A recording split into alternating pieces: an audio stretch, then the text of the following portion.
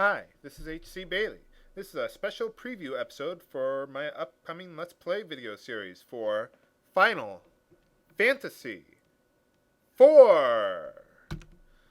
Now, don't worry, I'm still going to actively work on Final Fantasy II. I just can't wait to do this LP. I mean, it's one of my personal favorite games in the series for a lot of reasons that I'll go over as I play through it.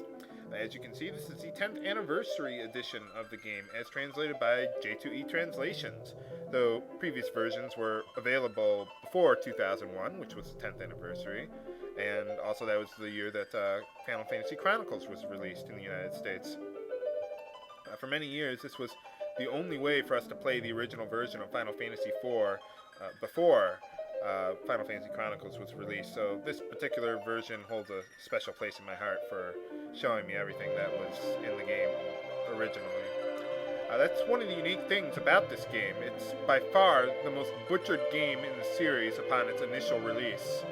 Not only did they simply call this Final Fantasy II upon its initial release, but they heavily censored the script. They took out several items and abilities, got rid of a few spells, made it take less time to learn new spells since you could learn them at earlier levels than in the original version.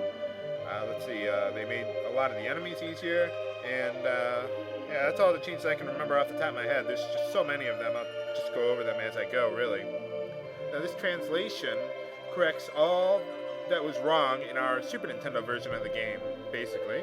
As a result, we have a far more literal translation, which results in greater plot and character development.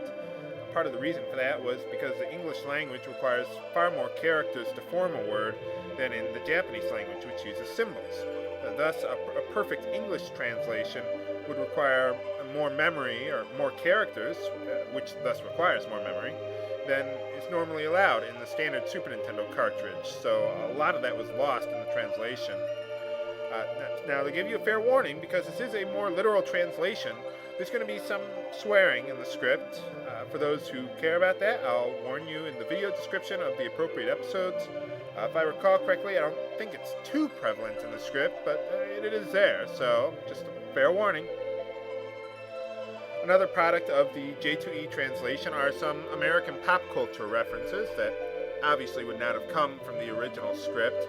I'm not a huge fan of them, but they're there. So, in my opinion, though, it's still the best translation of the original Final Fantasy IV available. The Game Boy Advance version is also very good, but I don't want to LP that one for now.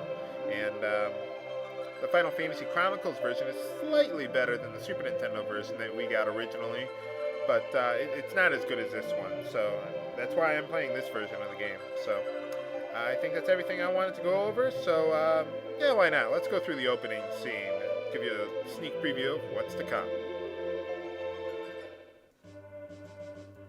Okay, well, we got a nice little drum beat going here, so that's cool. I like this rhythm myself. I mean, in fact, I like all the music in this game. It has some of my favorite pieces of music from all the Final Fantasy games. It's just great. I mean, it's great. I love it. And we're on a floating ship, a helicopter, I guess, or an airship. Whatever. Captain Cecil, we're about to arrive at Baron. Yeah. Looks like it's bothering the captain as well, even if he were ordered to do so. Taking the crystal from innocent people is, what? Huh? Oh, I'm sorry, I lost my train of thought there, I guess.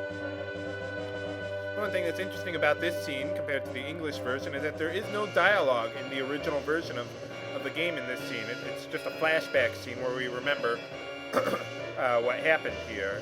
I always thought that this was like part of a sequence of events. I didn't realize this was a flashback until I played it for like the 20th time, and then I was like, oh, this is a flashback. Okay.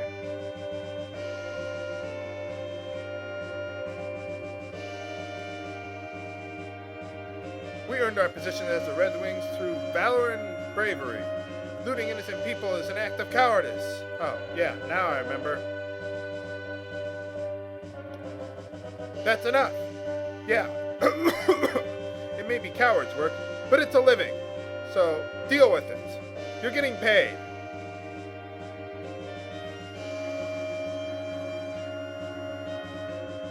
They were making too much money with the crystal. They were going to sell it on eBay. We had to take it. Okay. So we had to follow the king's orders to steal the crystal. That's great. Captain, monsters! Battle stations. Attention passengers. This is your captain speaking. We might be experiencing some turbulence and then explode, maybe.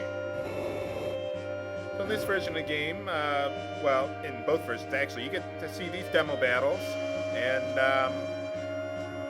you get to see Cecil use some battle items that were not present in the English version of the game. I mean, you see them, but you never actually get to get them and use them on your own. In this version, we will, but they're not going to be very useful by the time we get them, so it doesn't really matter all that much, but whatever. Is everyone all right? Yes, sir! The monsters have been increasing lately, though. There's just too many of them. Is something happening? I don't know. Do you like my Scooby-Doo impression? I don't think so. Okay, well, prepare to land. So, apparently they got these airships, like helicopters, right? While they're still living in tiny towns and castles? Huh? That doesn't make sense, but it's a fantasy game, so... Whatever, we'll just go along with it. So are you gonna let me in, guys, or what? Oh, you have the crystal. The Mysidians didn't resist at all. They just trembled in in my presence of my dark knight armor. Oh yeah. Let's get inside there. Yeah, who's the man? Who killed all those wizards? I'm too sexy for my... No, that doesn't work. Sorry, folks, that's about as close as you're gonna get to hearing me sing. I don't do singing. I play music, I don't sing. Okay, so apparently Bagan knows, or Bigan, or however you want to pronounce it. They know that I don't trust him, but that's okay, because I got the crystal for them, so what do they care? Sir Cecil, His Majesty awaits. Well done, Cecil. So where is the crystal? My lord, I have it. You gave the king the water crystal. Excellent. It appears to be genuine. It is. Oh, how it glimmers, like the light shining on the depths of the sea. You may leave, Cecil.